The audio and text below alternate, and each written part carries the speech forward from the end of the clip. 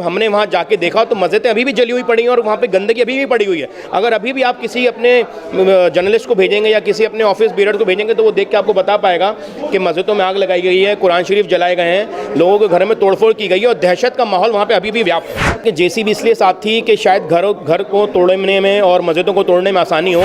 वो सारे police officers झूठ बोल रहे हैं। जो चीज़ हमने अपनी फैक्ट फाइंडिंग रिपोर्ट में कही है ये मैं एफिडेविट फाइल करके भी कह सकता हूँ, क्योंकि हम लोग खुद वहाँ देख के आए हैं। मिला कि उन्होंने बताया कि हमारा करीब 20-22 लाख का नुकसान हुआ है और सरकार हमें 4 लाख दे के सेटल करने को कह रही है केस। तो ये सिर्फ एक इंसिडेंट मिला हमें, लेकिन मस्जिदों को रिनोवेट करने का और उनको फिर से बनाने का कोई भी हमारे पास वाक्य हमें सुनाई नहीं दिया।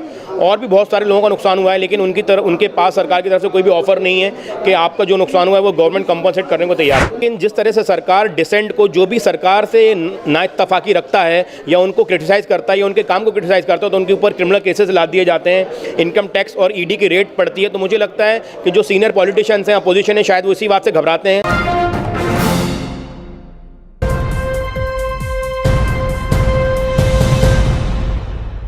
अभी जिस तरह से त्रिपुरा में पिछले हफ्ते दंगे देखने में आए और उसके बाद ये खबरें आने लगी कि वहाँ पर बहुत ज़्यादा मसाजिद को नुकसान पहुँचाया गया है, आग के हवाले किया गया है, और उसके बाद जिस तरह से पुलिस अधिकारियों के बयानात भी आए कि ये सारी खबरें अफवाह हैं। लेकिन इन सब चीज़ों को चेक करने के लिए एक टीम दिल्ली से गई। सुप्रीम कोर्ट के कुछ एडवोकेट्स थे, जिसमें एहतशाम साहब भी थे, एडवोकेट एहतशाम जो सुप्रीम कोर्ट में प्रैक्टिस करते हैं। वहाँ से आने के बाद इन लोगों ने आज प्रेस क्लब ऑफ इंडिया में एक प्रेस कॉन्फ्रेंस की है और उसमें फैक्ट फाइंडिंग रिपोर्ट इन्होंने पेश की है कि वहाँ पर अपनी आंखों से इन्होंने क्या देखा।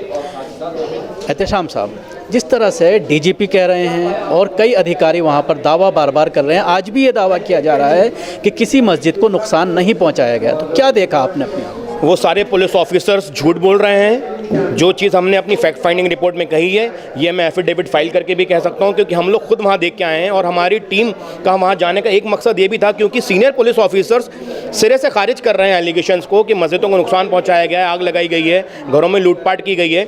लेकिन जब हमने वहाँ जाके देखा तो मस्जिदें अभी भी जली हुई पड़ी हैं और वहाँ पर गंदगी अभी भी पड़ी हुई है। अगर अभी भी आप किसी अपने जर्नलिस्ट को भेजेंगे या किसी अपने ऑफिस बीरर को भेजेंगे तो वो देख के आपको बता पाएगा कि मस्जिदों में आग लगाई गई है, कुरान शरीफ जलाए गए हैं, लोगों के घर में तोड़फोड़ की गई है और दहशत का माहौल वहाँ पे अभी भी व्याप्त है। कितनी मसाजिद हैं जिनको आग लगाई गई है और क्या कुछ मसाजिद को शहीद भी किया गया?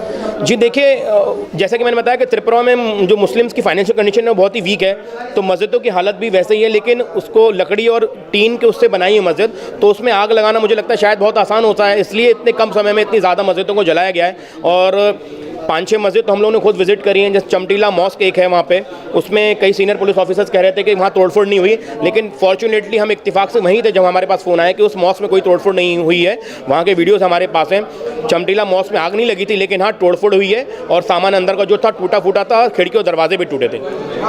जिस तरह से ये पूरी घटना घटी है, क्या ये सारी वारदात एक मॉब के ज़रिए एक ही दिन के अंदर अंजाम दी गई है या कई दिन तक ये सिलसिला चलता रहा? ये कई दिन तक ये सिलसिला चलता रहा, क्योंकि एक प्लानिंग करके कि उन्होंने पहले स्पॉट ए, फिर स्पॉट बी, फिर स्पॉट सी, भीड़ को मोबिलाइज़ किया गया और लोगों को मतलब चिल्ला के बोला गया कि आप सच्चे हिंदू हो तो अपने घरों से बाहर निकलो और इनको मुसलमानों को मतलब इनके औकात याद दिलाओ और इनको सबक सिखाओ। तो अभी किस तरह का माहौल है? क्या मुसलमान दहशत में हैं और क्या कुछ सरकार की तरफ से कोई कदम उठाया जा रहा है मसाजिद का रिनोवेशन के लिए या जिन लोगों का नुकसान हुआ है उसके लिए? कोई जिस तरह से अभी तक तो इनकार ही किया जा रहा है, तो अगर ये इनकार किया जा रहा है तो जाहिर सी बात है कि उसकी फ़ोटोग्राफी करना, या जहाँ से दिल्ली में दंगे हुए थे बहुत करीब से हमने उसको कवर किया था, बाकायदा सरकारी ऑफिसर्स आए थे, सबसे रिपोर्ट ली गई थी, लिखत में लिया गया था क्या क्या आपका नुकसान हुआ और उसके बाद उसी हिसाब से उनको मुआवजा देने की बात कही गई थी। लेकिन जब इनकार ही किया जा रहा है किसी नुकसान का तो मुआवजे की तो बात। देखिए, लोकल लेवल पे एक शॉपकीपर हमें मिला कि उन्होंने बताया कि हमारा करीब 20-22 लाख का नुकसान हुआ है और सरकार हमें 4 लाख दे के सेटल करने को कह रही है केस।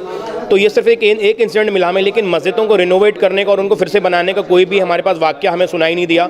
और भी बहुत सारे लोगों का नुकसान हुआ है, लेकिन उनके पास सरकार की तरफ से कोई भी ऑफर नहीं है कि आपका जो नुकसान हुआ है वो गवर्नमेंट कंपनसेट करने को तैयार है। इसके अलावा बहुत सारी मुस्लिम तंजीमें भी यहाँ से गई हैं, तो क्या उन लोगों के ज़रिए भी कुछ रिनोवेशन का काम शुरू किया गया है या आप किस तरह से चाहते हैं कि ख़ासतौर से आप वहाँ देख कर आए हैं, गरीब लोग हैं, बहुत पिछड़े हुए लोग हैं, जो नुकसान हुआ है लोगों का, तो उसको किस तरह से कंपनसेट किया जाए? देखिए, मुझे लगता है है कि सरकार की जिम्मेदारी बनती है कि जो भी नुकसान हुआ है वो जिम्मेदारी सरकार की है। स्टेट की रिस्पॉन्सिबिलिटी होती है कि article 21 right to life and personal liberty restore रहे सोसाइटी में, और अगर वो ब्रोक होती है और लॉ एंड ऑर्डर अगर ख़त्म होता है या डैमेजेस होते हैं बहुत बड़े पैमाने पे, तो मुझे लगता है केंद्र सरकार और राज्य सरकार की जिम्मेदारी है कि उनको प्रॉपरली ड्यूली कॉम्पनसेटेड किया जाए।